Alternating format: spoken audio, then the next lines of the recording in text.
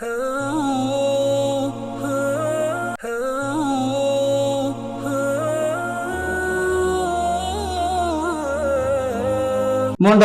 மஸ்ஜிதுல் அக்ஸா பைத்துல் மக்ஸூல் குத்பா. இந்த குத்பா ஷேக் ஹாலித் அபு ஜுமா இருந்தார்கள். அந்த குத்பாவின் தலைப்பு யுத்த காலமாக இருக்கலாம், சமாதான காலமாக இருக்கலாம், எப்பொழுதுமே இஸ்லாத்துடைய அடிப்படை அம்சங்கள் உன்னதமானது என்ற தலைப்பிலே ஹம்து ஸலவாத். தக்வாவுடைய வசனத்துக்கு பின்னால் சூரா கஸஸ் 5வது 6வது கூறினார்கள். அதாவது நாங்கள் பலகீனப்படுத்தப்பட்ட பலகீனர்களுக்கு பூமியிலே பலகீனப்படுத்தப்பட்டவர்களை உபகாரம் செய்ய நாடி அவர்களை நாங்கள் பூமியிலே தலைவர்களாக ஆக்குவோம். அவர்களை நாங்கள் அனந்தரக்காரர்களாக உரிமைகளுக்கும் ஆட்சி அதிகாரங்களுக்கும் அனந்தரமாக்குவோம். அதுல பூமியில நல்ல இடம்பாடுகளை வசதி வாய்ப்பு ஏற்படுத்தி கொடுப்போம். எனவே ஃபிரௌனுக்கும் ஹாமானுக்கும் அவருடைய இருவருடைய படைப்பட்டாளங்களுக்கும் அவர்கள் அஞ்சிக் கொண்டிருந்த விடயத்தை நாம் நிச்சயம் காட்டுவோம். அதாவது பலகீனப்படுத்தப்படக்கூடிய அநியாயம் செய்யப்படக்கூடிய மக்கள் ஒரு விடிவு வரும் என்ற அந்த ஆயத்தை ஓதி, உங்களுக்கு சிலருக்கு நாங்கள் சோதனையாக்க இருக்கிறோம், நீங்கள் பொறுமை செய்யல. சிலர் மூலம் சிலருக்கு சோதனை வரும், பொறுமை செய்ய வேண்டும். அல்லாஹ் அனைத்து விடயங்களை விட்டு நோய் கொண்டிருக்கான்னு சொல்லி அந்த ஆயத்தை ஓதி, ஈமான்தாரிகளே எப்பொழுதுமே தக்குவா விடுங்கள், மௌத்தாகும் பொழுது முஸ்லிம் அல்லாமல் மௌத்தாகி விட வேண்டாம் என்று சொல்லிவிட்டு, எப்பொழுதும் பாருங்கள் எவ்வளவு அல்லாஹ் அருள் உள்ளவன், எவ்வளவு கிருபை உள்ளவன், எவ்வளவு அல்லாஹ் சகிப்புத்தன்மை உள்ளவன், ரஹ்மான் அறவட்ட அருளான் நிகழ் அன்புடையவன், அவன் உள்ள அன்புள்ளவன், அவன் எங்களை வேதனை செய்ய படைக்கவில்லை, அவன் எங்களை அல்லாஹ் துப்பாக்கியம் அடைய உருவாக்கவில்லை. எனவே அல்லாஹ் எங்களை சிரமப்படுத்தவில்லை, இலகுவானதை தந்திருக்கிறான். சோதனைகளை இறக்கி வைப்பது என்று நம்மை தண்டிப்பதற்கல்ல, ஞாபகங்களை இறக்கி வைப்பது சோதிப்பதற்கு, சோதனைகளை தருவது சோதிப்பதற்கு. யார் நன்றி செலுத்துகிறார்கள், யார் சோதனை பொறுப்பு, இரண்டு விதமான சோதனை.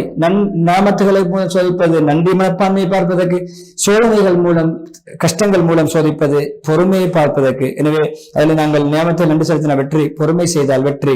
எனவே பாருங்கள், நபிமார்களை பாருங்கள், அல்லாஹ்வுடைய ஓப்புக்குரியவர்கள், அன்புக்குரியவர்கள், நேசத்துக்குரியவர்கள், அவர்கள் தான் சோதனையிலும் கடுமையானவர்கள், கடுமையாக சோதிக்கப்பட்டவர்கள். பொறுமை காத்தார்கள், நாமத்தை நன்றி செலுத்தினார்கள், உயர்த்தினான், பாதுகாப்பான். முஹம்மது ஸல்லல்லாஹு அலைஹி வஸல்லம் கூட சொல்லியிருக்கார்கள், எந்த அளவு உங்களுக்கு சோதனை பிரமாண்டமாக இருக்கும் அந்த அளவுக்கு கூலி மகத்துவமாக இருக்கும். பெரிய சோதனைக்கு பெரிய கூலி, சின்ன சோதனைக்கு சின்ன கூலி என்று சொன்னார்கள். எனவே யார் அந்த சோதனையை பொருந்திக் கொள்வாரோ அது அவருக்கு அல்லாஹ்வுடைய திருப்தி கிடைக்கும். யார் அதிருப்தி அடைவாரோ, பொருந்திக் கொள்ள மாட்டாரோ அதிருப்தி கிடைக்கும் என்று சொல்லி அல்லாஹ் மக்கள் செய்கின்ற செயல்கள் பாவங்களை வைத்து ஒரே தண்டிப்பதாக இருந்தால் பூமிக்கு மேலே எந்த படைப்பினமும் உயிர் வாழாது, எதை விட்டு வைக்க மாட்டான். என்றாலும் அல்லாஹ் குறிப்பிட்ட காலம் தாமதிக்கிறான், சந்தர்ப்பம் கொடுக்கிறான். சந்தர்ப்பம் வந்தால் நிச்சயமாக அல்லாஹ் அனைத்து விடயங்கள் அடியாருடைய விடயங்களை உற்று நோக்கி கொண்டிருக்கின்ற அந்த ஆயத்தை ஓதி, பொதுவாக அன்பான அல்லாஹ்வுடைய அடியார்களே, பொதுவாக இந்த காலம் சிறந்த காலம், சிறந்த நாட்கள், இதாவுடைய நாட்கள், அல்லாஹ்வுடைய அருள் காற்று வீசுகின்ற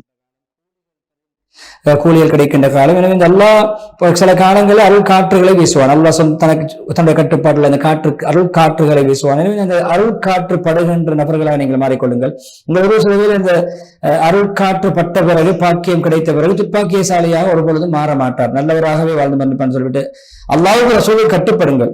ஏன் தெரியுமா? அல்லாஹ்வுடைய ரஹ்மத் அடைவதற்கான வழிகளை சொல்கிறார்கள். அல்லாஹ்வுடைய ரஹ்மத் மன்னிப்பு அடைவதற்கு, அல்லாஹ்வுடைய விசாலமான மன்னிப்பு கிடைப்பதற்கு முதலாவது அல்லாஹ்வை கட்டுப்படுவது, நபியர்களை பின்பற்றுவது. அல்லாஹ்வுக்கு கட்டுப்படுங்கள், ரசூலுல்லாஹி கட்டுப்படுங்கள், வழிபடுங்கள், உங்களுக்கு ரஹ்மத்து கிடைக்கும். அதேபோல் அல்லாஹ்வுடைய ரஹ்மத் அடைவதற்கு இரண்டாவது வழி தொழுகையை நாட்டுவது, ஜகாத்து கொடுப்பது, ரசூலுக்கு கட்டுப்படுவது ஸல்லல்லாஹு அலைஹி வஸல்லம், உங்களுக்கு ரஹ்மத்து கிடைக்கும். தொழுங்கள், ஜகாத்தை நிறைவேற்றுங்கள், ரசூலுக்கு கட்டுப்படுங்கள் ஸல்லல்லாஹு அலைஹி வஸல்லம் அவர்களுக்கு உங்களுக்கு ரஹ்மத்து கிடைக்கும். முதலாவது ஆயத் ஆல இம்ரான் 32, இரண்டாவது ஆயத் அன்-நூர் 56. மூன்றாவது ரஹ்மத்துடைய திறவுகோள்கள் உள்ளதுதான் தக்வா. ரஹ்மத் தக்வாவின் மூலம் கிடைக்கும், ஈமான் மூலம் கிடைக்கும். என்னுடைய ரஹ்மத் அனைத்து வஸ்துக்களையும் விசாலப்படுத்தி இருக்கிறது, அனைத்து வஸ்துக்களை விட விசாலமானது.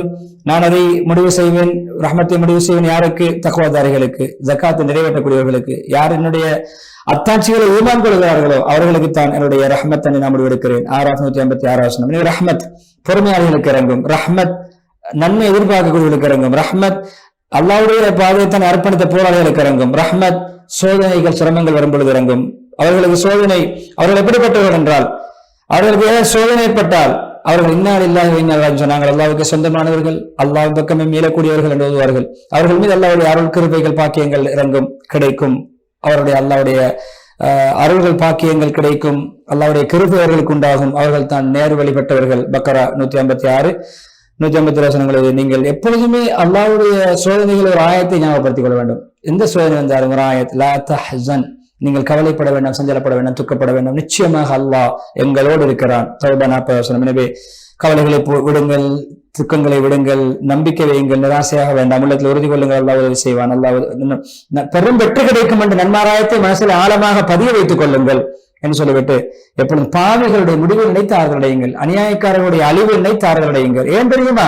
அல்லாஹ் எங்களோடு இருக்கிறான் என்று சொல்லிவிட்டு, போராளிகளை நீங்கள் எப்பொழுதுமே உலகம் பார்க்கிறோம், உலகம் அநியாயத்தில் வாழ்ந்து நபி ஸல்லல்லாஹு அலைஹி வஸல்லம் வந்தார்கள். அந்த நபியுடைய போர்கள் மக்களுக்கு ஒரு விடிவாக, ஒரு நிம்மதியாக, பாதுகாப்பாக வந்தது. அநியாயத்துக்கு அழிவாக வந்தது, அநியாயத்துக்கு ஒரு முடிவாக வந்தது. எனவே அதை நாங்கள் நினைத்து நாங்கள் ஒரு வெற்றி கிடைக்கும், வீட்டிலே ஒரு நிம்மதி, பாதுகாப்பு, அபயம் கிடைக்கும் என்ற நம்பிக்கையை நாங்கள் வளர்த்துக் கொள்ளும் சொல்லிவிட்டு, பொதுவாக எப்பொழுதுமே நபி ஸல்லல்லாஹு அலைஹி வஸல்லம் அவர்கள் போருக்கு செல்கின்ற படைகளுக்கு உற்சாகமூட்டுவார்கள். அல்லாஹ்வுடைய பெயரை கொண்டு நீங்கள் போர் செய்யுங்கள், அல்லாஹ்வுடைய பாதையிலே நீங்கள் அல்லாஹ்வை நிராகரிக்கக்கூடிய போர் செய்யுங்கள்.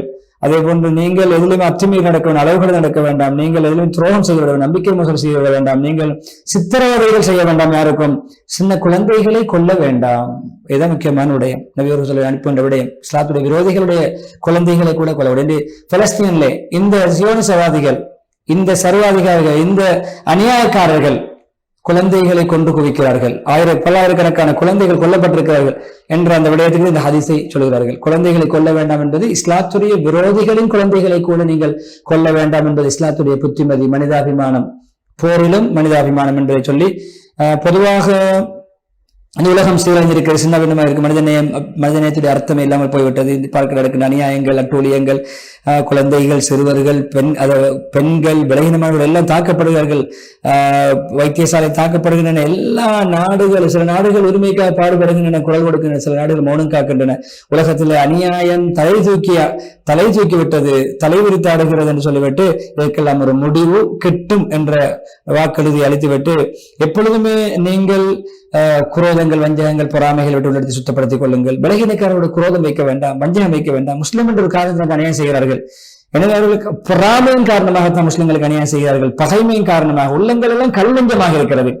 அவர்கள் கல்நெஞ்சக்காரர்கள், அவருடைய உள்ளம் கல்லாகிவிட்டது, அவருடைய உள்ளத்தில் ஈரம் கிடையாது, இறக்க தன்மை கிடையாது என்று சொல்லிவிட்டு, நீங்கள் முஸ்லிம்களே, சகோதரர்களே, பலகீனர்களே, அநியாயம் செய்யப்படக்கூடியவர்களே, அப்பாவிகளே, நீங்கள் கவலைப்பட வேண்டாம், சஞ்சலப்பட வேண்டாம். நீங்கள் தான் உயர்ந்தவர்கள், நீங்கள் மூமின்களாக இருந்தால் என்ற அந்த ஆலயமனோடு 119 வசனத்தை ஓதி, இந்த கண்ணியமான ஆயுதம் நம்மை தைரியம் ஊட்டுகிறது, ஈமான் மூலம் தைரியத்தை இழக்க சொல்லுகிறது, ஈமான்தாரிகள் கோழையாக இருக்கக்கூடாது என்று சொல்லுகிறது.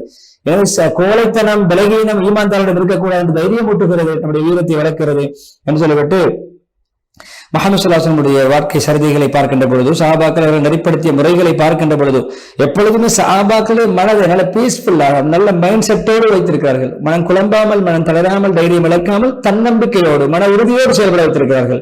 அல்லாஹ்வுடைய உதவியில நம்பிக்கை வைத்து பாடுபட வைத்திருக்கிறார்கள். பலகீனப்படுத்தவில்லை, அச்சமூட்டவில்லை, அவர்களை டென்ஷன் ஆக்கவில்லை, தைரியமூட்டி இருக்கிறார்கள் என்று சொல்ல வேண்டிய கட்டத்தில் இந்த மார்க்கம் யார் தமிழ் அறிகுறி அதிசய சொல்லி முடிக்க இந்த மார்க்கம் மேலோங்கும். இந்த மார்க்கம், இஸ்லாமிய மார்க்கம் தான் உலகத்திலே மேலோங்கும். இரவு பகல் வருங்காலம் எல்லாம், உலகம் இருக்கும் காலம் எல்லாம் இந்த மார்க்கம் மேலோங்கும், அது மிகைக்கும், அது மேலே வரும். அல்லாஹ் எந்த வீட்டை, அது கல்வீடா இருக்கலாம், மண் வீடா இருக்கலாம், குடிசையா இருக்கலாம், செல்வந்தருடைய வீடு, ஏழைகளுடைய குடிசை, எதுவாக இருந்தாலும் இந்த இஸ்லாத்தை, இந்த மார்க்கத்தை எல்லாம் நுழைப்பான். கண்ணியமானவரை கண்ணியப்படுத்தி, இழிவானவரை இழிவுபடுத்தி. என்றால் என்ன அர்த்தம்? யார் இஸ்லாத்தை ஏற்றுக்கொள்கிறாரோ, இஸ்லாத்தை வாழ்கிறார், அவருக்கு கண்ணியம், இஸ்லாத்தை புறக்கணிப்பவருக்கு கேவலம் என்று சொல்லி இஸ்திக்பார் தோன்றி, இரண்டாவது குத்பாவில் ஹம்து ஸலவாத் தக்வீருக்கு பின்னால் பொதுவாக எங்களுடைய சில உயிர் தியாகம் செய்த ஷஹீதுகளை நாங்கள் ஞாபகப்படுத்த வேண்டும்.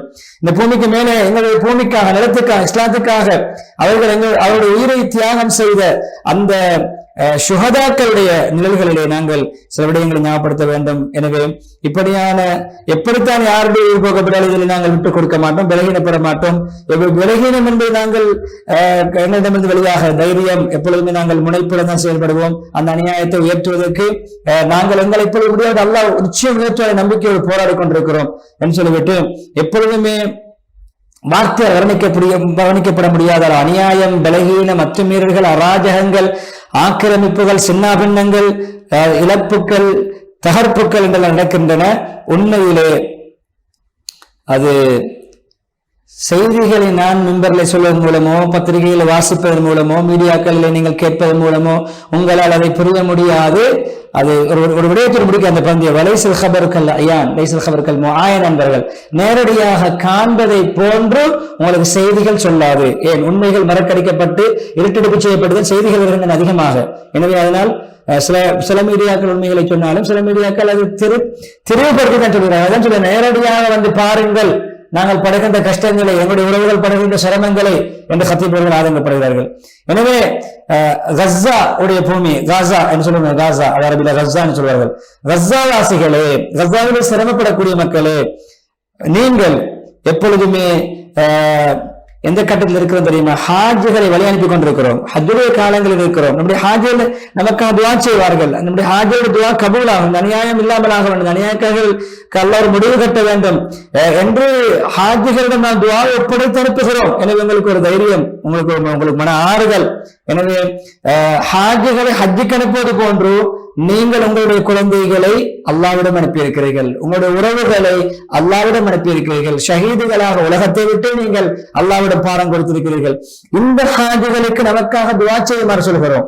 காபத்துல்லாவுக்கு செல்கின்ற ஹாஜிகளுக்கு எங்களுக்காக துவா செய்யுங்கள், எங்களுடைய உறவுகளுக்காக துவா செய்யுங்கள் என்று சொல்கிறோம். நீங்கள் அனுப்பி வைத்த அல்லாஹ்வை நோக்கி சென்றவர்கள், அல்லாஹ்வை தரிசிக்க சென்றவர்கள், அல்லாஹ்விடம் சென்றடைந்த ஷஹீதுகளை நாங்கள் சொல்கிறோம், எங்களுக்காக நீங்கள் ஷஃபாஅத் செய்யுங்கள், சிஃபார் செய்யுங்கள். அவர்களை பார்த்தங்கள் மையத்துகளை பார்த்து பேசுகிறார் என்ற நோக்கம் அல்ல, குடும்பத்தாரிடம் சொல்கிறார்கள். நாங்கள் அப்படித்தான் சொல்வோம். உங்களுடைய ஷஹீதுகள் எங்களுக்காக சிபார் செய்ய வேண்டும். ஏன்? இஸ்லாத்துக்காக உயர்த்தியாக செய்து அல்லாஹ்வை சென்றடைந்திருக்கிறார்கள். எனவே அவர்கள் எங்களுக்கு ஷஃபாஅத் செய்ய வேண்டியவர்கள். அதை நாங்கள் அவர்களை வேண்டிக் கொள்வதற்கு பதிலாக உங்களிடம் சொல்லிக் கொள்கிறோம் என்று சொல்லிட்டு, கஸாவாசிகளே, எங்களுடைய ஹாஜிகள் ஹஜ்ஜை முடித்து அழகான முறையில் நாடு திரும்புவார்கள். அது கியாமத் நாள் வரைக்கும் நடந்து கொண்டுதான் இருக்கும். எனவே உங்களுடைய புறத்தால் இருக்கின்ற அந்த ஹாஜிகளுடைய ஷஹாதத் அன்பு தொட்டின் நடந்து கொண்டுதான் இருக்கின்றது. எனவே உங்களுக்கு சுபசோபனம், அந்த ஹாஜிகளுக்கும் சுபசோபனம், நீங்க அனுப்பி வைத்த சுகதாக்களுக்கும் உங்களுடைய குடும்பத்துக்கும் சுபசோபனம் சொல்லிவிட்டு உங்களுக்கு நீங்கள் பொறுமை காத்தமைக்காக உங்களுக்கு சாந்தி உண்டாகட்டும். அது சொர்க்கத்துக்கு செல்கின்ற பொழுது மலக்குமார்கள் வரவேற்கின்ற வார்த்தை, நீ சிறந்த தங்குமிடம், இந்த சொர்க்கம் சிறந்த தங்குமிடம், இந்த தங்குமிடத்தில் நீங்கள் தங்குங்கள், இன்பங்கள் அனுபவியுங்கள். நீங்கள் பொறுமையாக உலகத்துல வாழ்ந்ததனால் கிடைத்த கூலிதான், பொறுமைக்குத்தான் இந்த சொர்க்கம் உங்களுக்கு கூலியாக கிடைத்திருக்கிறதுன்னு சொல்லி அந்த ஆயத்தோடு பொதுவாக இப்படியான துனியாவுடைய எல்லா வாசல்களும் அடைக்கப்பட்டதிலே ஒரே ஒரு வாசல் தான் பலஸ்தீன் மக்களுக்காக திறந்திருக்கிறது. அது என்ன வாசல்? அது அல்லாஹ்வுடைய வாசல். அல்லாஹ் தான் நமக்கு உதவி செய்யக்கூடியவன். அந்த வாசலினூடாகத்தான் அல்லாஹ்வுடைய உதவி நாம் பெற முடியும் என்று சொல்லி அந்த ஆதங்கத்தை வெளிப்படுத்தி எல்லோரும் கைவிட்டு விட்டார்கள், அல்லாஹ் கைவிட மாட்டான் என்ற அந்த நம்பிக்கையை ஊட்டி அந்த ஹத்தீப் அவர்கள் தன்னுடைய நீண்ட துவா பிரார்த்தனையோடு சலவாத்து சொல்லி மருத்துவண்டி ஓதுகின்ற அந்த ஆயத்தை ஓதி ஹத்தீப் ஹாலித் அபு ஜுமா அவர்கள் அந்த ஹுத்பாவுக்கு முற்றுப்புள்ளி வைக்கிறார்கள். 3 ஹுத்பாக்களும் மக்கா மதீனாவுடைய ஹுத்பாக்கள் இறுதி 10 தினங்கள், முதல் 10 தினங்கள் ஹஜ்ஜாவுடைய அமல்களை பற்றி, சென்ற வாரம் அதை பற்றி சில விஷயங்கள் ஞாபகப்படுத்தினார்கள். உதுஹியாவை ஞாபகப்படுத்தினார்கள். உதுஹியா இன்று வரைக்கும் நீர் வைக்காதவர்கள் வசதி வாய்ப்பு கிடைக்காது. 2 நாளை வசதி வந்தாலும் பணம் வந்தால் வர வேண்டிய பணம் வந்து விட்டது, கிடைக்க வேண்டிய வந்து விட்டது, வசதி வந்து விட்டது. இப்பொழுது பிராணிகளை பார்க்கலாம், நியத்து வைக்கலாம், இப்பொழுது நியத்து வைக்கலாம். ஆரம்பத்திலே வசதி வாய்ப்பு ஏற்பாடு இருந்தது, ஹஜ்ஜா பிறை கண்டவுடன் நியத்து வைப்பார். அது ஐயாமு தஷ்ரீக் முடியும் வரைக்கும் ஐயாவுடைய காலம்தான். பெருநாளைக்கு பிறகும் நாம் ஒரு விலைக்கு ஒரு மாடு கிடைத்தது, ஆடு கிடைத்தது என்றால் நாம் குர்பான் கொடுக்கலாம், எந்த தடையும் கிடையாது. அதுக்குரிய நாட்கள் தான். எனவே நியத்து வைப்பதுதான் முன்னால். எப்பொழுது வசதி வருகிறதோ நியத்து வைங்கள். ஏழைகளுடைய பசி, சில ஏழைகள், அனாதைகள், விதவைகளுடைய வார்த்தை சென்ற வாரம் ஞாபகப்படுத்தினேன். ஹஜ்ஜுடைய காலங்களில் தான் எங்களுடைய வீட்டில் மாமிசம் சமைக்கப்படும். மாமிசத்துக்குரிய ருசி எங்களுக்கும் எங்களுடைய பிள்ளைகளுக்கும் துல்ஹிஜ்ஜாவில் மாத்திரம்தான் கிடைக்கும். முறையாக செய்யுங்கள். தனித்தனியாக ஒரு நபரும் நினைத்தவர்களை கொடுக்க வேண்டாம். குடும்பத்தில் உள்ள நாடகம்மார் சேர்ந்து தனியாக கொடுத்து எல்லா பார்சல்களையும் குடும்பத்துக்கு மாத்திரம் பங்கு வைத்து, இது யாருடைய பார்சல், பெரியப்பாவுடைய பார்சல், இது சாப்டாவுடைய, இது மாமாவுடைய, இது பெரிய மாமாவுடைய, சின்ன மாமாவுடைய, இது அப்பாவுடைய, இது நானா தம்பியுடைய என்று, இது மச்சானுடைய, இது மாமாவுடைய என்று வீட்டில் இருக்கின்ற ஃப்ரிட்ஜில் இடம் இல்லாமல் பக்கத்து வீடு அங்கு இங்கெல்லாம் மாமிசங்களை வைக்கின்ற அளவுக்கு ஒரே வீட்டில் அள்ளி கொட்டாமல், கொடுப்பதை தவறுன்னு சொல்லவில்லை, முறையாக நிர்வாக முறைப்படி முகாமைத்துவம் செய்து ஊருடைய கூட்டு குர்பானிலே பங்கெடுத்து ஊருடைய கூட்டு குர்பான் எல்லா வீடுகளுக்கும் சமமாக பங்குகள் நம்முடைய உறவுக்காரர்கள், நண்பர்கள், ஏனையவர்கள், நெருக்கமானவர்கள் கொடுப்பது தடையல்ல. அது நம்முடைய விருப்பம் என்றாலும் குடும்பத்துக்குள்ளே மாத்திரம் சுருக்கி கொண்டு, தெரிந்தவர்களோடு மாத்திரம் சுருக்கி கொண்டு, ஒரே வீட்டிலே ஒரே குடும்பத்திலே 10 பேர் குர்பான் கொடுத்தால் 10 பேருடைய இறைச்சிகளும் தன்னுடைய வீட்டுக்கு வந்துறது 20-25 கிலோ இறைச்சி வருவதை விட கலந்து ஊருடைய கூட்டு குர்பானிலும் ஒரு பங்கை நாங்கள் கொடுக்கின்ற பொழுது அந்த கூட்டு குர்பானில் நாம் ஒதுக்குகின்ற பங்கு நம்முடைய பங்கை நாம் எடுத்துக்கொண்டு வருவோம், ஒரு பகுதியை அங்கு ஒப்படைப்போம். ஊருடைய நிர்வாகம், மஸ்ஜித் நிர்வாகம், கூட்டு நிர்வாகம், அந்த அந்த அந்த அதுக்கென்று போடப்பட்ட கமிட்டி முழு ஊரிலும் தகுதியானவர்களை பார்த்து அந்த குர்பானுடைய பார்சல், ஒரு பார்சலாவது நம்முடைய பார்சல் ஏழைகளை சென்றடையட்டும், உறவில்லாத நம்முடைய சொந்தக்காரர்கள் இல்லாத அனாதைகளை விதவைகளை சென்றடையட்டும் என்ற ஒரு நுணுக்கமான விடயத்தையும் நாம் அப்படி தவறு செய்வதில்லை. ஏதோ தற்செயலாக நடக்கும். அப்படி செய்யாமல் இந்த இரத்தச்சொட்டு கீழே விலை முன்னால் அல்லாஹ்விடத்தில் அந்தஸ்தை பெற்று தருகின்ற குர்பான், அந்த பிராணியுடைய நகங்கள் உட்பட கழிவு குடைகள் எல்லாமே நம்முடைய மீசானிலே நெருக்கப்படுவதற்கு காரணமான அந்த குர்பான் ஒரு ஹதீஸிலே பலவீனமான ஹதீஸா இருந்தாலும் அந்த ஹதீஸிலே ஒவ்வொரு உரோமத்துக்கும் நன்மை கிடைக்கும் என்ற அந்த ஹதீஸுக்குரியவர்களாக வசதியுள்ளவர்கள் யாரும் தனி ஆடுகள் கொடுக்க முடியுமானவர்கள் தனியாக கொடுப்போம். ஒரு பங்கை போட்டுவிட்டு பணத்தை மிச்சம் பிடிக்காமல் யாரும் செய்வதில்லை, செய்ய நினைப்பவர்கள் தெரிந்து கொள்வோம் என்ற சிந்தனை உங்களுக்கு ஊட்டி வருகின்ற பெருநாளை எல்லோரையும் அனுசரிப்போம், அரவணைப்போம். பிற மத சகோதரர்களுக்கு நாம் நம்முடைய வீட்டில் இருக்கின்ற சிற்றுண்டிகளை பலகாரங்களை கொடுப்போம், நம்முடைய விடயங்களை பகிர்ந்து கொள்வோம், பண்பாடுகளை காட்டுவோம். வருடாந்தம் கேட்கின்ற ஒரு கேள்விக்கு நான் பதிலை சொல்லி நான் முடித்துக் கொள்கிறேன். எல்லோரும் கேட்பார்கள், பிற மத சகோதரர்களுக்கு குர்பானில் பங்கு கொடுக்கலாமா, உதஹியா கொடுக்கலாமா? நேரடியாக பங்கு போட முடியாது, தவிர்ப்பதுதான் இஸ்லாமிய வழிகாட்டல், இமாம்களுடைய குர்ஆன் ஹதீஸ் ஆய்வு செய்து எடுத்த முடிவு. என்றாலும் உங்களுடைய மாட்டில் உதாரணமாக நீங்கள் ஒரு 10 கிலோ உங்களுடைய வீட்டுக்கு எடுப்பீர்கள். அந்த உங்களுடைய பங்குக்கு நீங்கள் எடுத்ததிலே நீங்கள் ஹதியாவாக கொடுக்கலாம். உங்களுக்கு கிடைத்திருக்கின்ற குர்பான் பார்சல் ஒரு 5 கிலோ வந்திருக்கிறது, ஒரு 10 கிலோ வந்திருக்கிறது, 8 கிலோ வந்திருக்கிறது, உங்களுக்கு வந்துவிட்டது, உங்களுக்கு குர்பானாக வந்திருக்கிறது. இப்போ இது உங்களுடைய மாமிசம். அதிலிருந்து நீங்கள் பக்கத்து வீட்டுக்கு ஏதாவது உதவுவோமே, கஷ்டமான குடும்பம் இருக்கிறது என்று நீங்கள் உங்களுக்கு கிடைத்ததிலிருந்து 2வது கரம் மாறும் பொழுது அது தாராளமாக கொடுக்கலாம். ஏனைய அன்பளிப்பாக ஒரு பெருநாளுடைய ஒரு நன்கொடையாக அன்பளிப்பாக கொடுக்கலாம் என்பதுதான். நேரடியாக நம்முடைய குர்பான் ஒரு பங்காக பிற மத சகோதரர்களுக்கு நம்முடைய உறவாகவும் இருக்கலாம். சில வேளை கலப்பு, சில வேளை நாம் அல்லாஹ்வுடைய கிருபையில் இஸ்லாத்தை ஏற்றுக்கொண்டு வந்தவர்களாக இருப்போம். நம்முடைய உறவுகளிலே நம்முடைய உறவுக்காரர்கள் கூட பிற மதத்தை சேர்ந்தவர்களாக இருக்கலாம். அதற்கு ஒரு நுணுக்கமான முறைதான் நமடைய வீட்டுக்கு இருக்கின்ற பங்கிலே அவர்களுக்கு கொடுப்போம். கொடுப்பது சிறந்தது என்ற நம்முடைய நாம் அனுசரிக்கிறோம். குர்பானுடைய பங்கை நேரடியாக கொடுக்காமல் நமக்கென்று உரிமையாகிய பங்கில் இருந்து கொடுப்போம்.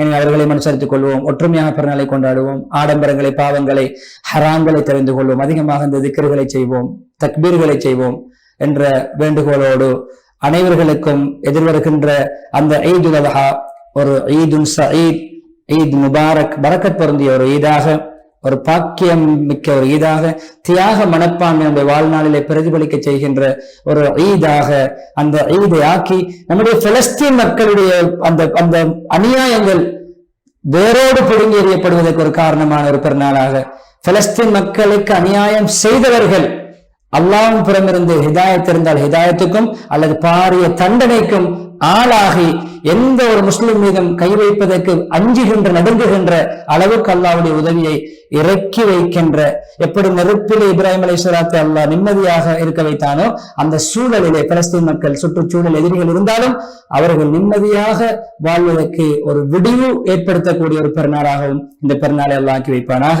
எனவே நிகழ்ச்சி தயாரிப்பிடும் நண்பர் ரிஸ்வான், தொழில்நுட்ப நண்பர் ஷரஃபானுக்கு நன்றி கூறியவனாக, நேர்களாகிய உங்களுக்கும் நான் பிரார்த்தனை செய்தவனாக, இந்த நிகழ்ச்சியை உலகளாவிய ரீதியிலே சர்வதேச மட்டத்திலே பார்த்து நமக்காக துஆ செய்கின்ற, நம்மை ஊக்கப்படுத்துகின்ற, அதே நேரம் பிரேட்டை நிர்வாகத்தை பாராட்டுகின்ற எல்லோருக்கும் அல்லாஹ் சிறந்த ஆயுளை, செழிப்பான வாழ்க்கையை தர வேண்டும் என்று உலகத்திலும் ஒற்றுமை நிலவ வேண்டும் என்ற துஆவோடு விடைபெறுகிறேன். மீண்டும் ஒரு மனாபி இஸ்லாம் நிகழ்ச்சி சந்திக்கும் வரை ஆகிரு தாவானா அல்ஹம்துலில்லாஹி ரப்பில் ஆலமீன்.